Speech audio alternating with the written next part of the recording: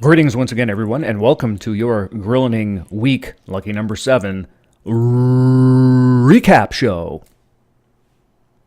All right, so starting off first, for the second straight season, I find myself unable to get out of the cellar as our current Division One leader, Errol, decides to have a Baker Mayfield appearance and score 25 points along with the two Vikings over here being Thielen and Latavius for the second straight week. They have good games. Saquon, yet again, has a good game.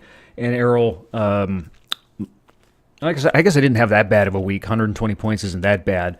But Errol beats me 160 to 120. My search for a competent defense to play in fantasy continues because I haven't gotten anything from that position all season. And then Zeke and Ingram combined only got me 12 points this week. So I guess I got to do better then. All right, game number 2.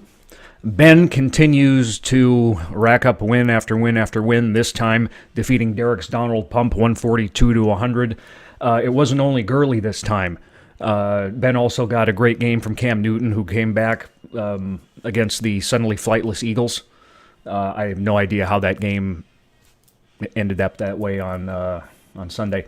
And Trey Burton had a good game. And then his now number 2 running back, Kerryon Johnson, because Beast Mode's gone for actually maybe the end of his career, right? Since he's on IR. Sad time. Actually, Ben didn't even play a kicker this week, and he still won. So. On the flip side, Derek had a not very good week. Drew Brees and Philip Lindsay both scored 20 points, but all of his other players scored 10 or less. So not really very good. In game number 3, Scott Landway gets off the schneid, defeating Brooks' team with no name, who had some bye-week blues this week. He was missing some big guys, and 5 of his slots scored less than 5 points. So odds are everybody's going to have one of those weeks during the season. On Scott's side, it was all Jared Goff and the Rams defense scoring 45 combined points. And then Emmanuel Sanders, again, he's having a really good season in putting up a lot of points. On the weird side, Scott, you started C.J. Anderson, but he didn't play. So I don't know exactly what was going on there. Next up, we have our blowout of the week, as Ace is learning to read. Gets a second straight week, right? A good game from Mitcha Trubisky. That Trubisky guy. That guy. Actually, that was more like Boston, not Chicago, right? No, close enough. Odell Beckham had 24 points. Drake had 17. And Ace beats Patrick Dwyer's Pat's punts, who Allen Robinson had less than the point. Ugh. And the running back blues continue for him as he loses Sony Michel this week. Famous Jameis Winston, 20 points. Not too bad. Alshon Jeffrey, 18. Tyreek Hill had a quiet game compared to how he's been doing lately, though.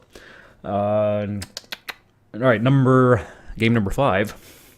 Scott Melville's Make Some Mo drops a 13-point decision, unlucky number 13, to Patrick Bowen's White Guy RB team, who rode pretty much 2 players to pay dirt this week, one being Patrick Mahomes, and then the other being the Denver defense, who feasted on Thursday night against the Cardinals.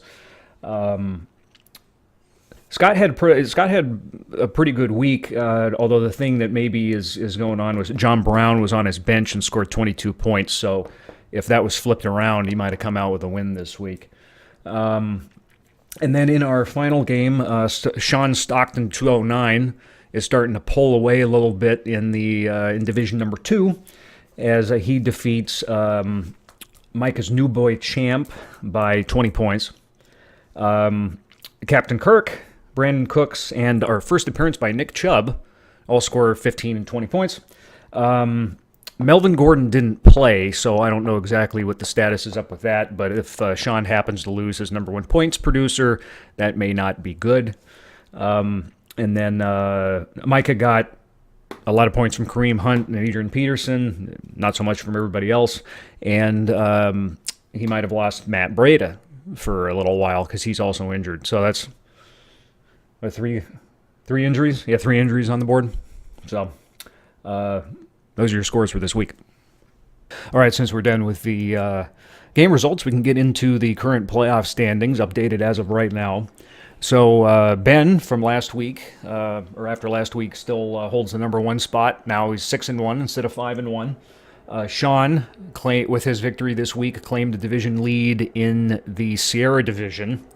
So he moves up 2 spots. Errol holds on to his division lead in the Stone division at 4-3. And then in the wild cards, Ace moves up 1 by going 5 and moving up to 5-2 this week. So he's currently 1 game behind Ben in that division. So he could still move up here if he could get a little some fortune on his side, I suppose.